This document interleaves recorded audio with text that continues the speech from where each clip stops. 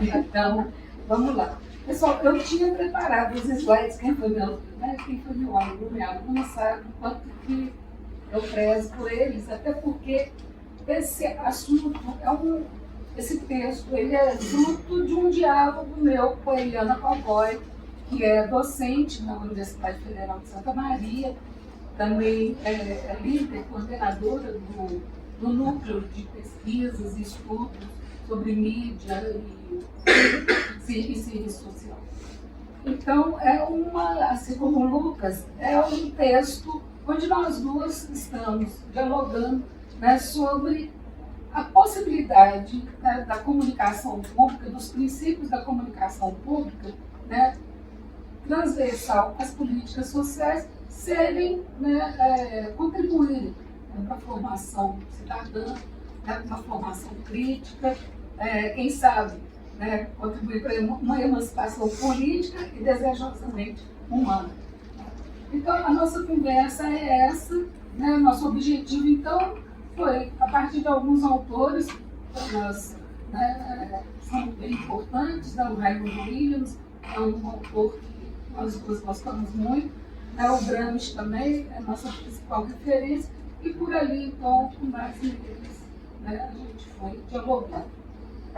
Nosso ponto de partida, nós consideramos, né, esse contexto histórico, e aí é bom frisar, hoje à tarde vamos ter dois palestrantes maravilhosos para aprofundar, né, que diz respeito então a esse tempo do capitalismo, né, que se sustenta e tem se valido muito das TICs, né?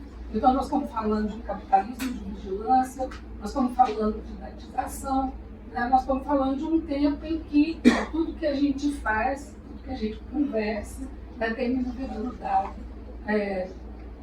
para que essa exploração se aprofunde. Como comunicação ela não está desassociada de cultura, né, nós duas também começamos a dialogar que cultura é essa que nós estamos falando. Né? Quem somos nós? E aí, todos nós, né, talvez, provavelmente nós que somos mais críticos, né, que nos orientamos pelo nosso desejo, inclusive, né, de uma transformação social, né, caminho de uma sociedade mais justa, né, mais igualitária, talvez a gente não se aliene tanto, né? Mas o fato é, né, e a gente pode falar de 30 anos de neoliberalismo no Brasil, certamente somos seres mais individualizados. Né? A questão do individualismo está presente em todos nós. Mesmo que a gente discurse sobre um projeto coletivo, às vezes a gente se flagra, né?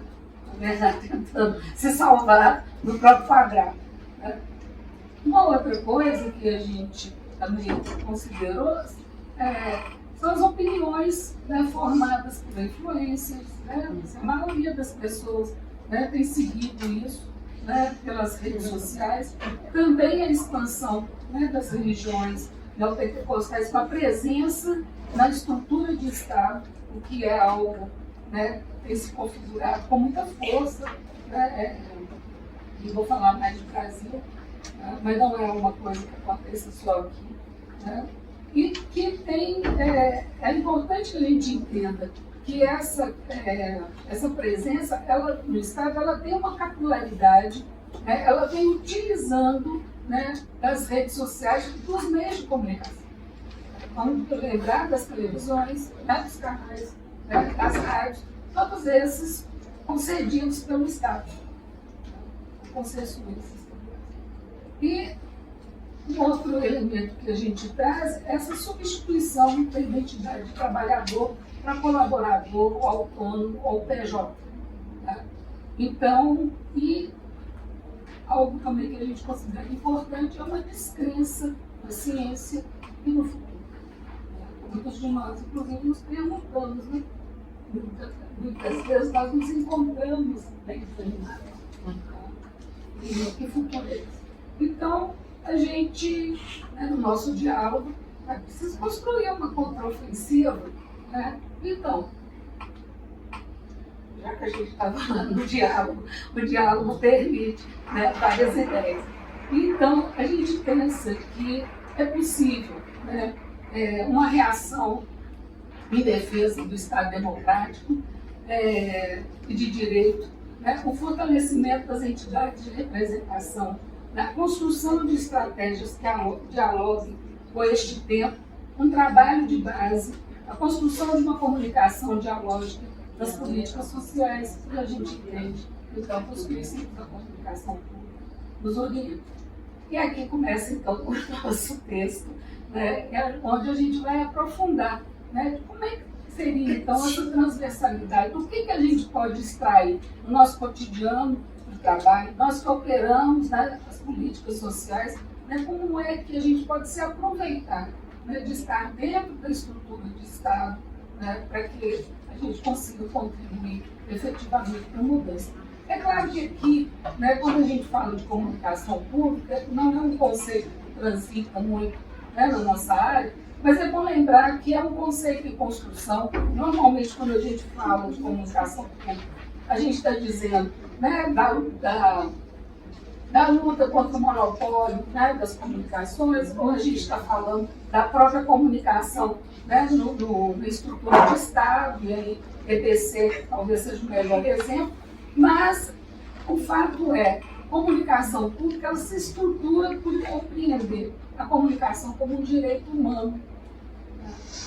E ela tem um compromisso com uma formação cidadã, né, com o fortalecimento da democracia.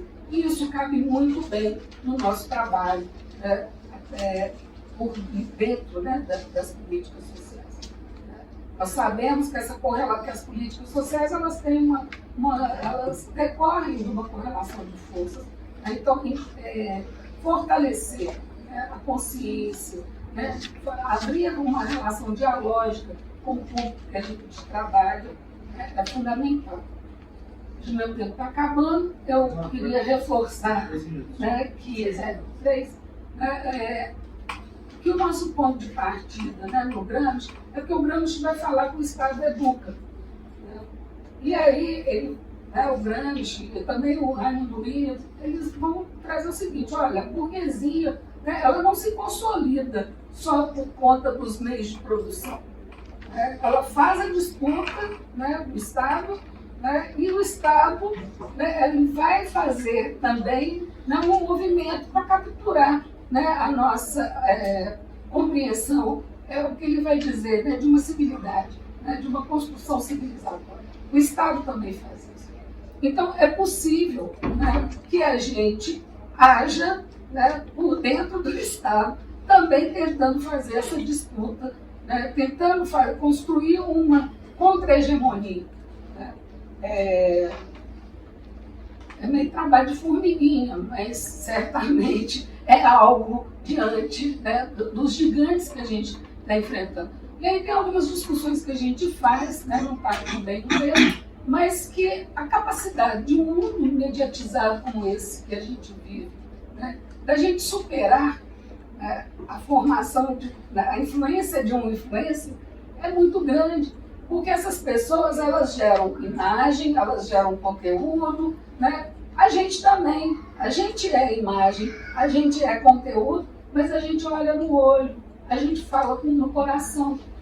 Né? E a gente sabe que para fazer transformação, para a gente conseguir mudar, né, a compreensão de mundo, né, é preciso que a gente dialogue com a cabeça, mas também com o coração. Se não tiver afetividade, né, ninguém se apega, ninguém se aproxima. Né? Então, enfim, nós vamos lá seguindo o Gramsci e o Raimundo Williams, mas querendo dizer, né, que isso aí foi um conceito que eu, a partir de várias leituras que eu fiz na época do meu doutorado, eu consigo entender hoje, né, que a comunicação pública, né, nas políticas sociais possibilita um processo de comunicação que se instaura por meio de um atendimento público qualificado, mediado por agentes públicos, né, que por meio da escuta e do diálogo confere ao cidadão a qualidade de contratante social junto ao poder público, até porque, né, as pessoas elas financiam esse Estado, todos nós financiamos esse Estado. Tá? Mas também possibilita a nós, enquanto agente público, o encorajamento, né, da participação dos comitês dos usuários, em associações e outras instâncias representativas de luta, contribuindo então para um protagonismo político ou para uma consciência de si e para si. Então, aqui eu agradeço, né, a possibilidade de falar um pouquinho com vocês, de apostar, né, que somos capazes de inaugurar uma comunicação dialógica, né, se a gente olhar a riqueza, inclusive, de tudo que foi pesquisado e compartilhado aqui, né, nós temos muito conteúdo para poder fazer a diferença, né, nos locais, nas políticas públicas onde a gente realiza o nosso trabalho. Muito obrigada.